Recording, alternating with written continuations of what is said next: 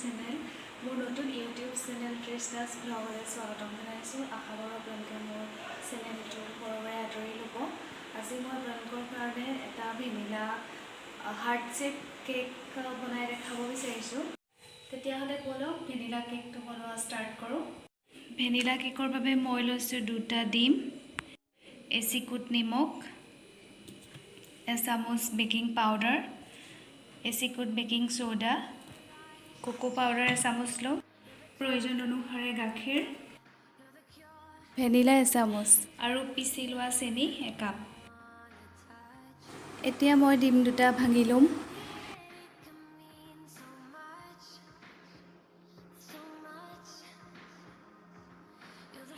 এতিয়া মই ডিম 2টা ব্লেণ্ড কৰি ল'ম। তাৰপিছত ইয়াৰ লগত মই চেনি মিলাই ল'ম। চেনিটো মই আগতীয়াকৈ পিচি থৈছোঁ, দেখিছিলে। এতিয়া মই ইয়াত চেনিখিনি মিলাই ল'ম।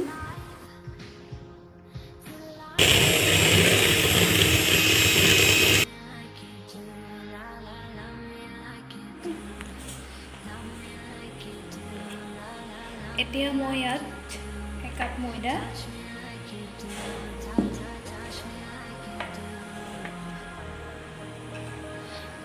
বেকিং চামুচ, নিমখ, বেকিং সোডা আৰু কোকো পাউডাৰ 1 চামুচ।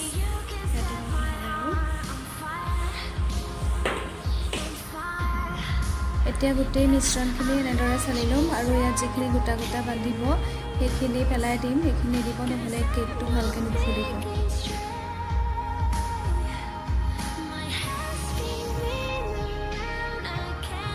এতিয়া মই ইয়াতে 1 চামুচ ভেনিলা মিক্স কৰি দিম।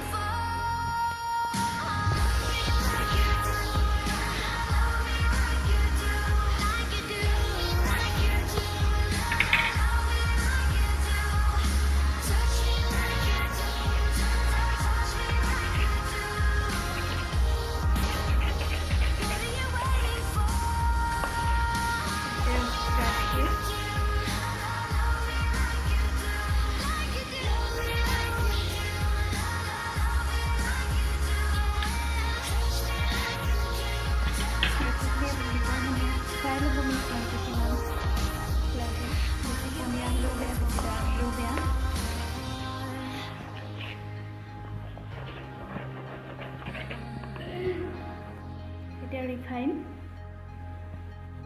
5 চামুচ,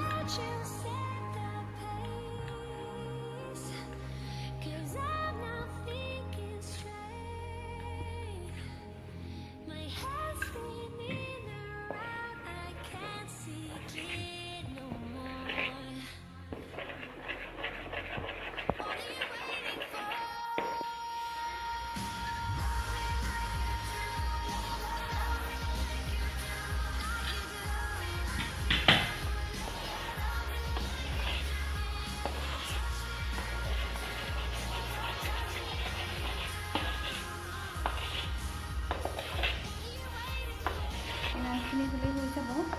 চাব যাতে ওপৰলৈ নেৰিকে টানিছে, ৰিবনডালৰ লগতে যেতিয়া আহিব তললৈ তেতিয়া গম পাব এইটো হৈ গৈছে বুলি।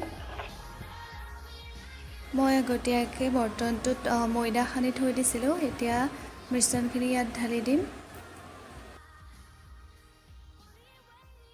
এতিয়া এনেকৈ তেল টেপাই দিব যাতে এয়াৰ ল'ব নোৱাৰে। এতিয়া এনেকুৱা এটা ডাঠ, আপোনালোকে যিকোনো বাচন ল'ব, প্ৰেছাৰ কুকাৰ হওক, চচ হওক, বা আপোনালোকে যিকোনো ডাঠ বাচন এটা ল'ব আৰু ইয়াৰ ভিতৰত এনেকুৱা ষ্টেণ্ড বা বেলেগ ষ্টেণ্ড থাকিলেও বহাই দিব। দি অলপ প্ৰিহিট হ'ব দিব। এতিয়া এনেকৈ ইয়াত বহাই দিব।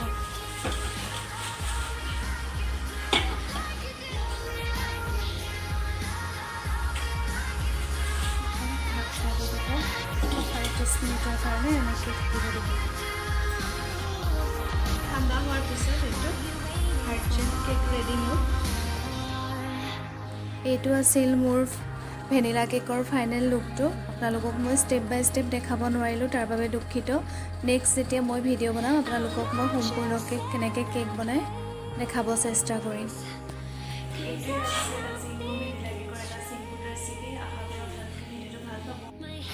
ভিডিঅ' চাই ভাল পালে তেতিয়াহ'লে লাইক আৰু ছাবস্ক্ৰাইব কৰি